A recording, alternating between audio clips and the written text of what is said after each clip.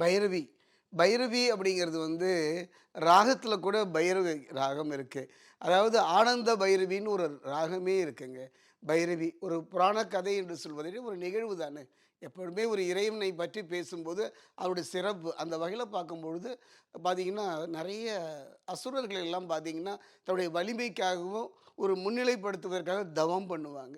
அந்த தவத்தினுடைய முடிவு என்னமோ அது சரியா அமையாதுங்க.